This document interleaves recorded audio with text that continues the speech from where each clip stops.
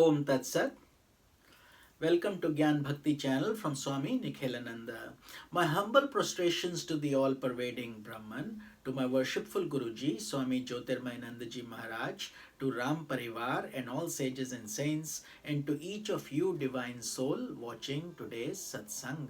We are currently studying the Holy Scripture, Mysticism of Ramayana. We are on the Ayodhya Kand. Commentary is by my Guruji, Swami Jyotirmayanandaji, narrated by myself, Swami Nikhilananda. So in yesterday's satsang, we were covering the story of Rama, Sita, Lakshmana needing to cross the river and Kevata the boatmen taking them across. So this story is linked to an ancient legend about a turtle who once swam stealthily into the milky ocean, desirous of touching the toes of Lord Vishnu. The turtle found Vishnu, the sustainer of the universe, reclining as usual on the great Shesha serpent, with Lakshmi ji seated near his feet, fanning him with great devotion. As the turtle drew near to lovingly nibble on the divine toes, Lakshmi ji pushed him away with a firm swat of her fan. So she was fanning herself and she hit him with that. Then the great Shesha with his 1,000 hoods began to hiss and blow poisonous air, ready to consume him to ashes, the turtle. The turtle was so frightened that he dove deep into the milky ocean to escape. In his mind, however, lingered the intense desire to touch the feet of Lord Vishnu. At the time of Rama's entrance into the forest, the same turtle had incarnated as the boatman in this life. Lakshmiji and Sheshanaga had incarnated as Sita and Lakshmana, and Vishnu had incarnated as Rama. Remembering his ancient longing to adore the feet of Rama, the boatman or Kevata played his spiritual trick and laid down the condition of Rama's entering the boat. Sita and Lakshmana looked sternly at him, but this time there was nothing they could do to get the upper hand, because they needed to cross the river also, and Rama allowed it. So while the boatman looked at Lakshmana and Sita and asserted his authority, Rama smiled and said, "O brother, quickly bring water and wash my feet. Do anything that is required so that your boat does not fly away. All I am interested in is crossing the river, and it is getting late." Thus the boatman, with his heart overwhelmed with love and devotion, began to wash the lotus feet of Lord Rama. Then he carried Rama, Lakshmana and Sita and Guha across the Ganges and refused to accept any fee or boon other than pure devotion flowing eternally through his heart. So when they reached the shore, Sita Mata took out a golden ring and gave it to the boatman as an offering, because they didn't have any money to pay him. The boatman said, "We both are the same tradesmen, O Lord. I have carried you across this water ocean, and you carry us across the ocean of life and death. In other words, you give us mukti and liberation." So in a way it's humorous, but also full of devotion. In its humor, in that humor aspect, the story of the turtle who became a Kevata or a boatman gives deep insight into spiritual movement on the path of devotion. Every soul is like a turtle enclosed in a thick shell of selfishness, carrying a heavy load of karma. As a result, every soul longs to experience the divine presence within the milky ocean of the heart. However, two things obstruct an aspirant from enjoying the proximity of the self: the temptations of wealth, which is Lakshmi's fan, and the temptations of power, the 1,000 hoods of Sheshnag. The temptations and illusions of wealth and all forms of material prosperity are like Lakshmi's golden fan. They swat one's aspiration and make one feel distant from the self, who is present in every moment within one's own heart. So if we ignore those things and we are deep, we can make progress, but we get swayed by these material pleasures, etc. People frantically pursue wealth and material values under the delusion that wealth guarantees happiness. It is only a delusion, though, it cannot be.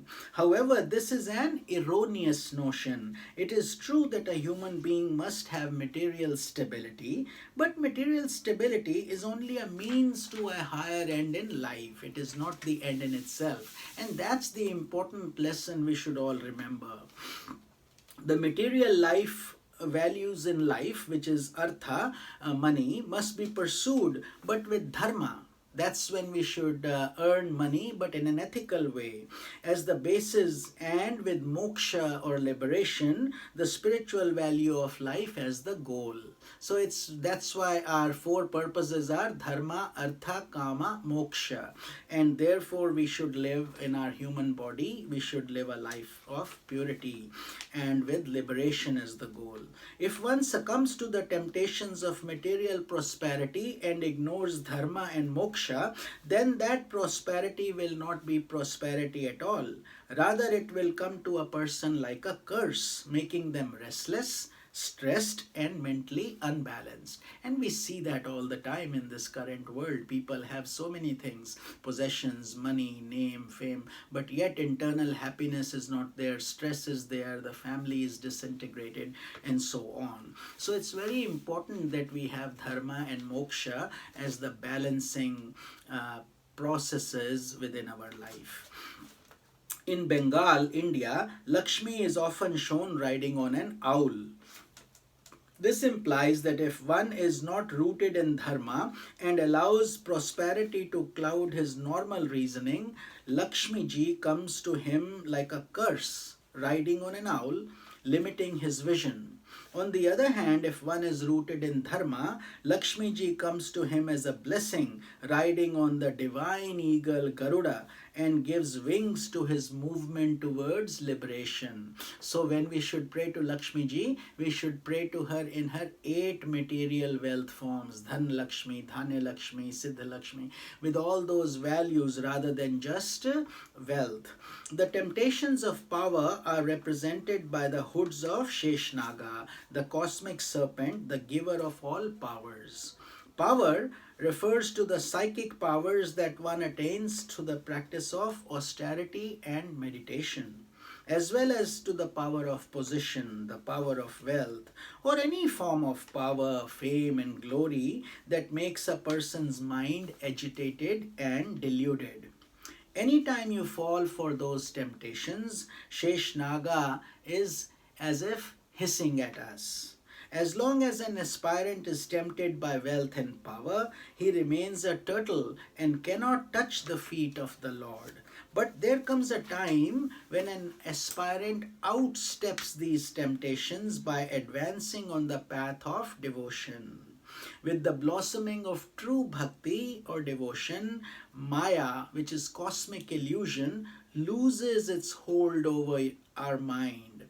Wealth and power no longer can distract us, and nothing in the world can keep us from attaining our spiritual goal, which is mukti or liberation. So Kevata also learned that lesson, but not in a turtle embodiment. He became a boatman, and this time he did right by his values, his core beliefs, and he was able to touch the feet of Lord Rama himself. Your whole personality becomes like a qualified vessel, and through the force of devotion you can let Rama enter into your heart and attain enlightenment. So this enlightenment, mukti, self-realization, God realization, nirvana, they are all the same meaning, same words. Idea is to, in this human body, connect with the divine. And if we don't do that, all the name, fame, wealth, relatives, material things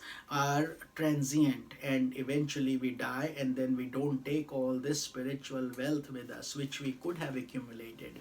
Therefore, for those of you who listen to this satsanga and who are pure at heart, are earning great spiritual wealth, and this is the real essence of our human life. Few souls in this Kali Yuga get to enjoy this nectar, and I'm so pleased you are doing that at this moment. May you continue to be immersed in bhakti and wisdom, devotion also.